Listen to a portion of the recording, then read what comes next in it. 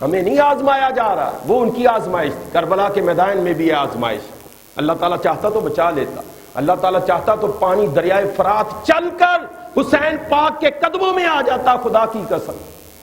حضرت اسماعیل اپنی ایڑیاں رگڑے تو چشمہ جاری ہو جائے جو قیامت تک بند نہیں ہوگا، پانی نکل آئے۔ اگر علی اصغر کی ایڑی رگڑی جاتی تو وہاں سے بھی چشمے نمودار ہو جانے تھے، پانی ادھر بھی نکل آنا تھا، لیکن علی اصغر کو نیچے لٹایا نہیں گیا کہیں اس کی ایڑیوں رگڑنے سے دوسرا آب زمزم نمودار نہ ہو۔ بس اللہ کی رضا ہے، اللہ کی رضا پر وہ راضی رہے۔ خدا کی قسم اپنا سب کچھ لٹا دیا، قربان کر دیا اس دین کے لیے۔ یہ آزمائش، ہم کہتے ہیں ہمیں نہ آزمایا جائے، اللہ فرماتا ہے ایسے تمہیں چھوڑ دیا جائے۔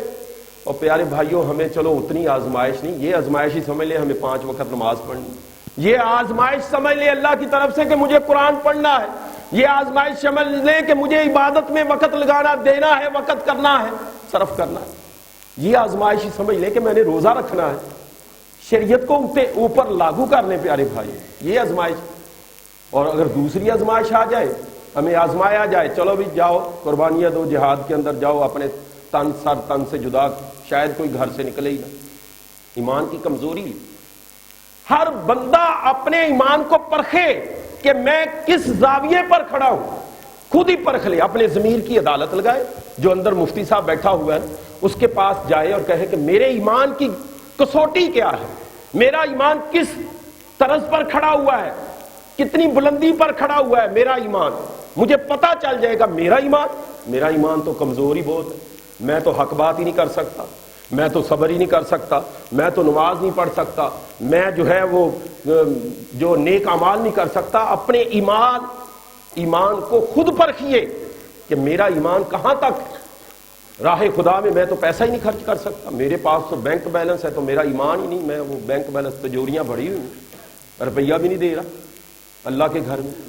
تو ایمان کو پرکھیے اور اس دین کے اندر اپنا حصہ جانچیے کہ آپ کا حصہ کتنا ہے، آپ نے کون سی قربانی دی ہے دین کے لیے۔ صحابہ نے تو اپنا تن من دھن سب کچھ لگا دیا۔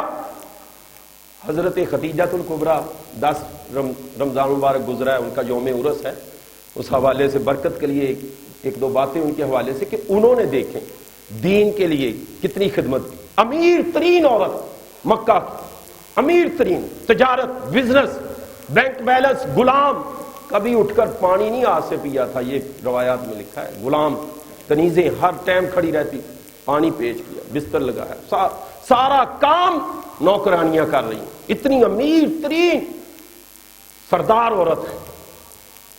لیکن یہ بزنس کے اندر انہوں نے کمایا کیا؟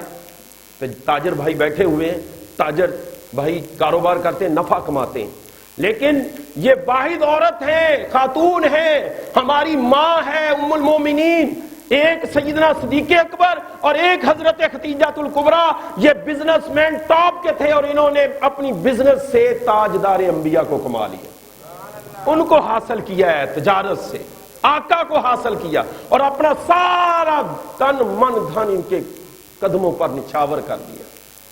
اور جب ان کے نکاح میں آئیں میرے آقا کے تو پھر اپنے آپ کو مٹا دیا، سب کچھ قربان کر دیا۔ شیب ابھی